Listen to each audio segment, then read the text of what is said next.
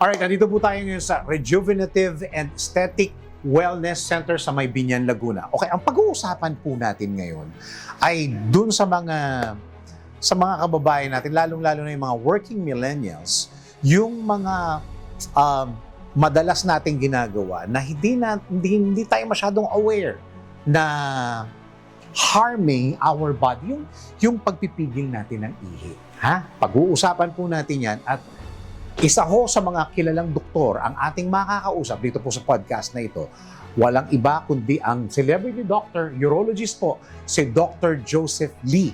Ngayon, 2 episodes po ang pag-uusapan natin dito. Kaya dapat mapanood niyo po ito hanggang dulo. Alright? Ito na po yung episode.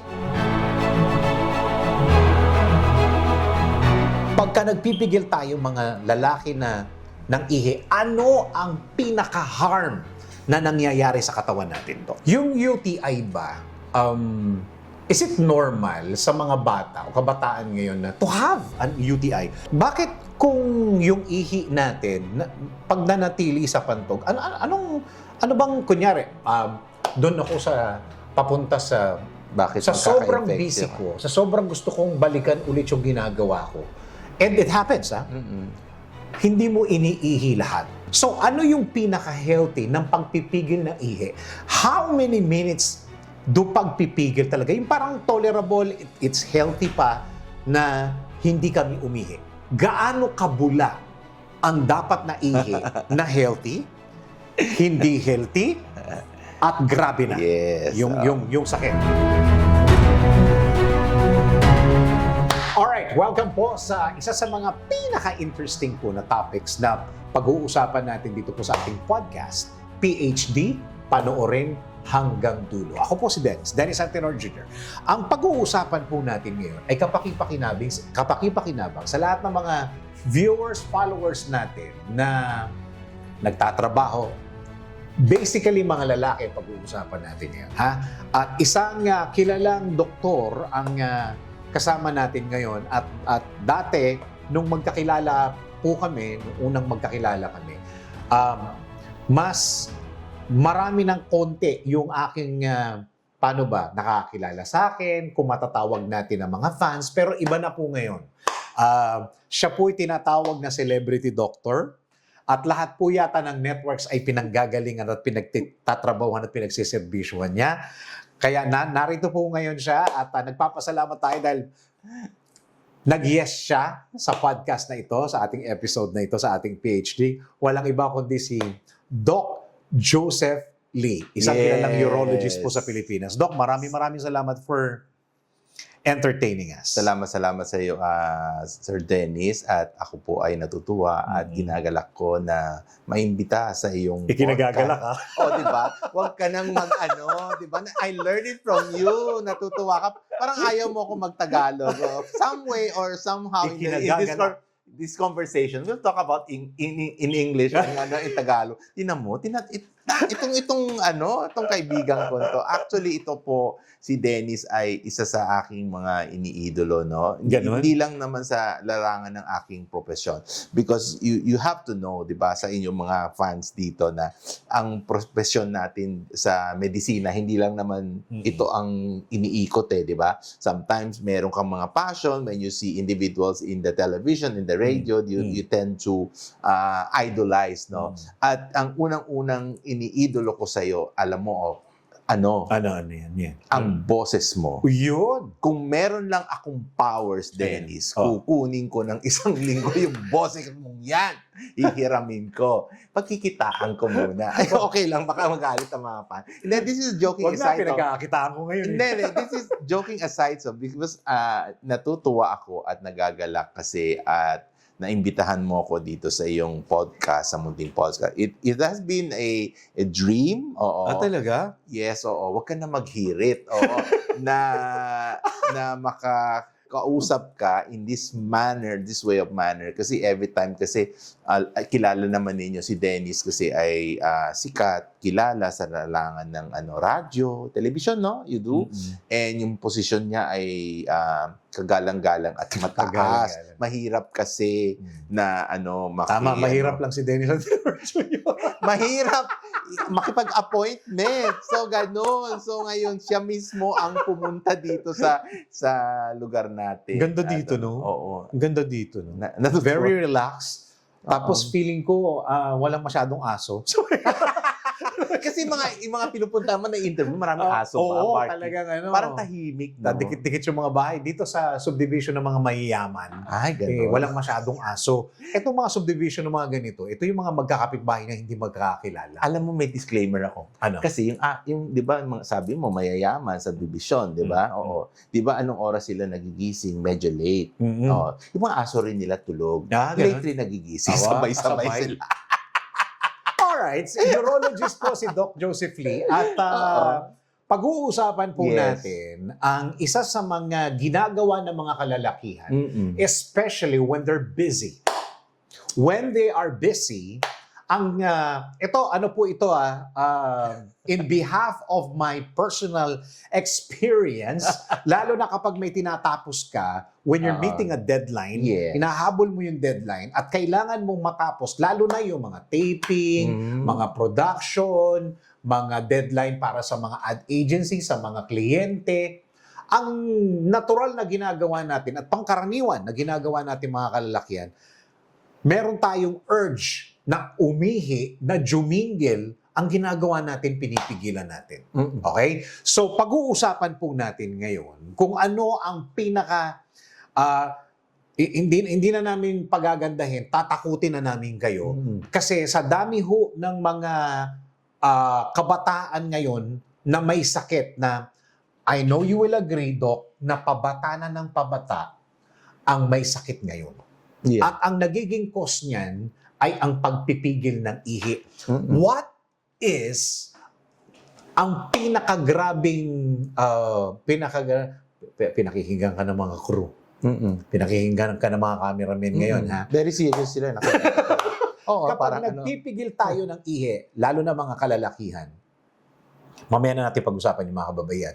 Pagka nagpipigil tayo mga lalaki na ng ihi, ano ang pinaka-harm na nangyayari sa katawan natin, Doc? Yes, tama ka dyan, no, Dennis. No? Isa sa mga kinakatakutan na simptomas na ayaw natin na in the future magkakaroon ng mga complication is urinary retention. No? Okay. You call that urinary retention in medical term or parlance because yung sinasayang pagpigil ay dapat kasi is naaayos natin sa yung bladder physiology or yung bladder practice natin. Anong ibig sabihin ang bladder practice? Yung pantog natin kasi tinuturuan natin kung kailan siya dapat mag-void is another medical term for yung pag-ihi or kailan pipigilan at kailan hindi muna isasagawa ang process ng pag-ihi, 'di ba?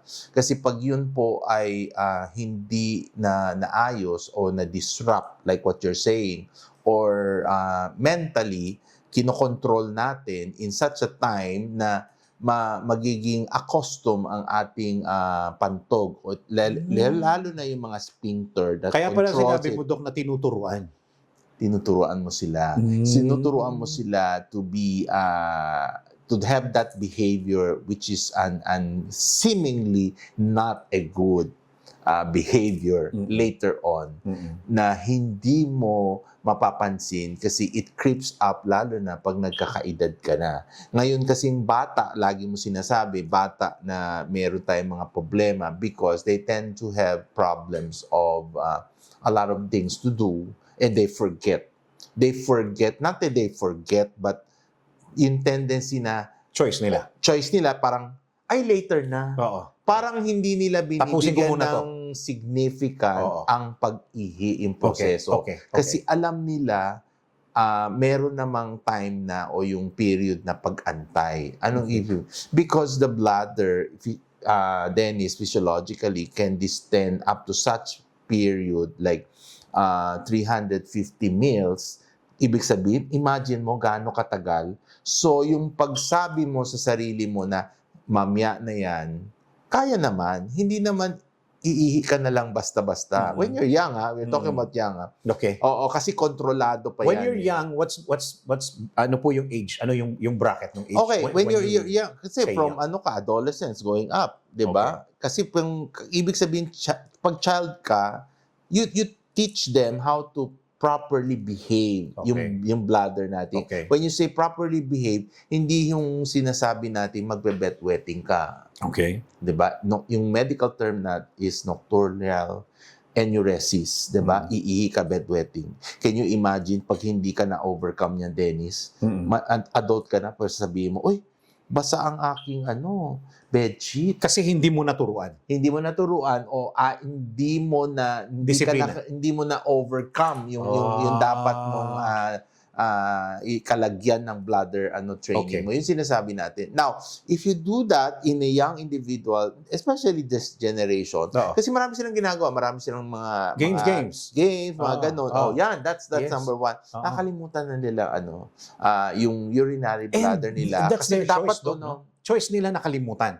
Kasi yung urge Yes. nararamdaman eh. Because they think it can wait. Okay. Pwede kang mag-antay. Okay. Yan, for some reason, pa ibang bagay, di pwede mag-antay. Of Yung course. puso mo, pwede, di pwede. Pwede, mag-antay. So, what is the complication like what you're saying? Infection, that's number one. Okay. Diba? So, pag hindi mo na overcome yan, infection, tapos ang problema pa natin yan, pag nagka-infection, they self-medicate. So, once they self-medicate, okay yan. Kasi sabi ng barkada, ay, naramdaman ko na yan. Or Google. Google. Dr. Google. Di ba? Di ba? Yeah. Ang dami-dami nilang na kukuha dyan na prescription or whatever. And over the counter. Pag hindi na makuha over the counter, there is some way that this generation could get their medicine or their prescription for somehow or another. So, ang natin kasi yun, pwedeng UTI. Now, kung hindi mo ma-overcome yan, then your UTI can be recurrent in nature. Paulit-ulit. Hindi maganda ang infection na paulit-ulit. Okay. Diba? You can have recurrent and later on relapsing. When you have recurrent, that is the same organism. When you have relapsing, ito na. Cola friend, cola bacteria. Anong ibig sabihin, Cola Dennis? doctor na yan. Anong ibig sabihin?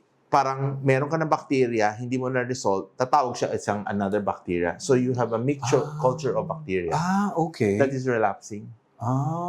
So ngayon, yun yung complication. yan ang complication and your medication goes up in the level. Ibig sabihin, instead na simple, mas mura na pwede nating ma-overcome yung simple urinary tract infection, magiging mas komplikado as mas mahal ang gamutan. Okay. That's UTI pa lang, Oo. That's UTI as a complication like what you're asking, Yung UTI ba, is it normal sa mga bata o kabataan ngayon na to have an UTI? UTI lang yan. Yung UTI kasi sa bata kasi, hindi pa sila trained. Okay. Diba? Especially from infant up to young child. Yes. Hindi pa sila sanay. Yes. Oo. And sometimes, yung bladder training nila, Oo. hindi pa maayos kasi ang parents, hindi rin maayos-ayos ang pagturo. Diba? Oo. So, they tend to have a little retention and it happens wherein yung medyo sensitibo pa yung pantog ng bata, Oo. they tend to have more recurrence of yung incidence of UTI. Bakit, Doc? Bakit kung yung ihi natin, pag nanatili sa pantog, ano bang, kunyari, doon ako papunta sa Bakit sobrang magkaka-infect, busy diba? ko, sa sobrang gusto kong balikan ulit yung ginagawa ko. And it happens, hindi mo iniihi lahat. Yes, very good. Alam mo, ganun yan. Buti na tanong mo yan, Dennis. Kasi ang pantog natin, there is a certain volume of urine that is permittable. No? Okay. Less than 30 ml or Okay. 30 cc. Oh. Kasi parang yan. Yung 30 ml, Doc, pang ilang edad yan? Pang anong edad? Lahat yan. Hanggang sa adult? Hanggang. Okay, Siyempre, pag okay. bata ka, mga 20, pag Okay. adult, you get that maximum of 30 ml. Okay. Why is it that allowable urine to stay in the bladder? Ah. To moisten the layers. Parang ano yan lipstick yan ng ng pantog. Kasi nga ang pantog natin kasi kahit na ganyan hindi masyado maganda ang itsura, medyo maarte yan. Medyo OA. So the layers of the bladder tends to be moist because of a little of the urine. Okay, sabihin mo, little of the urine. Hindi ba pwede magkaroon ng bacteria? Yes, you can have. But we have bacteria which is homeostatic or biologically kaibigan natin. Your E. coli. Okay. E. coli. So, okay lang magkaroon ng E. coli yan. Yung tinatanong mo kanina, paano eventually magkaka-infection? Kunyari, kalahati lang Yeah. ang ko. So, Oh. pag dumami, nagkaroon ka ng retention, let's say, tumaas ang naipon na ihi, yung bacteria tends to colonize. Okay. So when your bacteria tends to colonize and given that space, dadami sila. They will multiply. Okay. So when they multiply, they tend to what? Need to eat to feed themselves, no? So in order to do that, baka kailangan dumami sila. Pag dumadami sila, kailangan mag-feed na. Ngayon, pag wala na silang sustainable nutrient, magiging masama sila. Then they go up to level of virulence. When they become virulent, they attack the mucosa of the bladder. Doon ka magkakaroon ng infection. Doon mo mararamdaman, Dennis, yung balisawsaw, mahapdi ang ihi because you're starting UTI already. Because they're munching into the layers of the bladder. So, buhay na sila. Hindi. Aktibo sila kasi madami sila, dumami sila because of the retention, and you allow them to multiply in such numbers because allowable number of colony of biologically yung okay na bacterial number should be less than 10,000. Diba? Okay. Tapos so may number siya talaga, less than 1,000. Tapos yung volume na allow mo is less than 30, di ba? Okay. So yung number of bacteria we're talking about should be less than 10,000. So pag may 2,000 ka, sensible. Hindi pa yung magiging you just let them be there. Pero pag dumami siya, kaya importante pag urinalysis, we look at the count, di ba? Yeah. Pag nakita mo, 50,000, ay, ang dami nila. Baksik na yun. Ibig sabihin, yun? Lumalabas yun sa test, Doc? Urinalysis. Urinalysis. That is very, very important. So when you see the count and you see the number, you know the virulence. Ibig sabihin, they colonize so well, ang dami-dami na nila. So when the bacteria is multiplying in numbers, they need to feed. If they cannot feed, they kill themselves.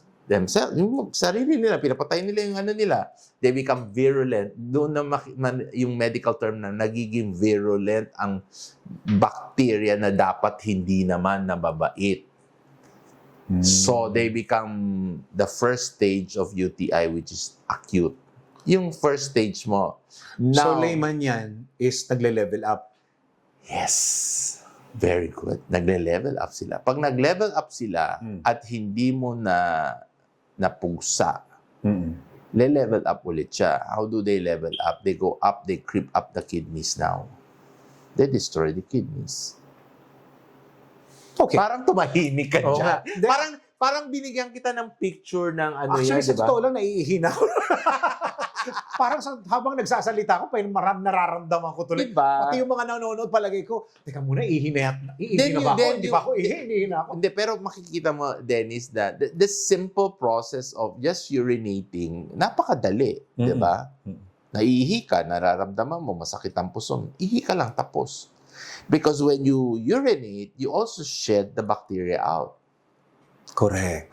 Diba? Hindi sila dapat. Kung gusto nilang dumami, inilalabas mo. Correct. So there is no chance for them to accumulate and colonize. When I say the word colonize, parami sila ng parami. Remember, pag marami sila, maghanap silang pagkain in order to survive. May standard ba na ilang beses ka dapat umihi? Meron bang kunyari kung bata ka, sige sabihin natin mga younger, mga 15 to 18, 18 to 20, or 18 to 25, 25 to 35, 35 to 50, meron bang standard na times na kailangan may masunod kami? Sa isang araw, kailangan umiihi ka ng 8 beses, 9 beses. It used to be in the number of volume of fluid that you take in, diba? Okay. Lagi nila sinasabi na, sabi ni doktor, 1.5, 2 liters. Imagine mo, lalabas 2 liters rin. Hindi. Hindi pwede. If you take 1.5, 2 liters in a day, hindi ibig sabihin iinumin mo lahat sabay-sabay. You can get overload water intoxication. May tawag doon nalulunod sa tubig. Okay. No, yung 1.5 mo to 2 liters, isang araw na natapos mo, hindi lahat yun inilalabas. Some are taken for utilization ng ating organ system kasi kailangan ng tubig. And the rest that needs to be removed and evacuated, dadaan muna sa kidney system natin, lilinisin ng dumi bago sila lumabas. So, alam ng katawan kung ano ang itatapon at alam ng katawan ano ang i-reserve. Kung wala kang binigay, Doc, no? Kung ilang beses dapat? Ilang beses kasi depending on Intake. how you intake. Oo. Okay. Pag naman yung sobra-sobra at wala kang intake, meron na tayong problema doon. So, Kunyari, iminom ka lang ng in a day, 3 basong tubig, pero yung pagpunta mo ng CR. restroom ng CR ay 100 times exaggerated. oo. Ay, may mali. Yes, there's something wrong. There is polyuria happening there. Okay. Polyuria is excessive urination. Oh. Okay, bago natin puntahan yung quality ng ihi, Doc, gusto ko itanong, makaka-relate dito lalong-lalo na yung mga paalis ng bahay. Is it safe na pilitin mo yung sarili mo na umihi kahit hindi ka naman talaga naiihi? May iba kasi, yung mga pinipilit kasi, you train the mind to contract the bladder. Okay. So, ang ibibigay lang sa'yo ng pantog o yung ilalabas, konti lang. Konti lang. And that is not that's okay. enough. No, you don't do that. Kasi hindi ka naman naiihi. Okay. Why do you have to Kasi you thought of the natural thing na para hindi pag nagbiyahe ako, nag-drive ako, hindi ako maiihi. Okay. Hindi naman yun eh. Hindi naman yun eh. Hindi pa siya hindi pa siya full. There is a corresponding volume for you to the bladder to contract. At a maximum of 150 ml, the bladder starts to have high pressure, and it tells the system, to the brain, masakit ng puson. Relax ka lang, malapit ka ng umihi. 'Di ba? Yun ang first initial, yung nararamdaman mo, Dennis, na parang laging naririnig natin, parang naiihi ako. Yon. Yung Pero parang- pwede pa. Ibig sabihin, napipigilan mo pa. Okay. So, when hindi mo pa nagawa yun, pwede ka pang you let the bladder extend more. Okay. But during the first urge of urination, pwede ka nang umihi kasi ilalabas na nila. That 150 less than ml, pwede niya ilabas. Okay. That's the first urge to urinate. But if you did not go to the comfort room, pwede pa mag-extend ng bladder. Doon tayo nagkakaroon ng a little complication, but if you do it more often than not na nagre-retention ka, yung tinatanong mo kanina. Okay. Punta naman natin yung 1 oras na yung lumipas, 2 oras na yung lumipas, pero walang urge. Is that healthy? Are you drinking water? Normal, Walang feeling ang pantog mo?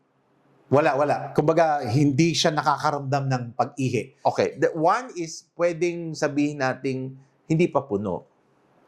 Okay, so that's okay. That's Hindi ka okay. kinakausap ng katawan mo na na parang umihi. If you're a normal individual.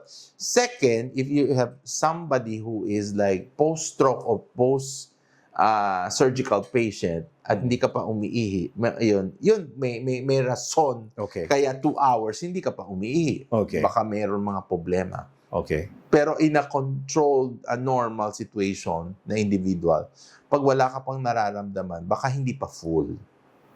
Hindi pa puno yung pantog. Hindi pa nagsisignal sa iyo ng Kaya yung mga ganun, bagay-bagay, hindi mo pwedeng pilitin ng pantog mo. O sige na, ngayon na kasi may gagawin ako later on. Baka maihi ako. Oo. Or, iihi na ako ngayon, baka maihi ako sa biyahe. True.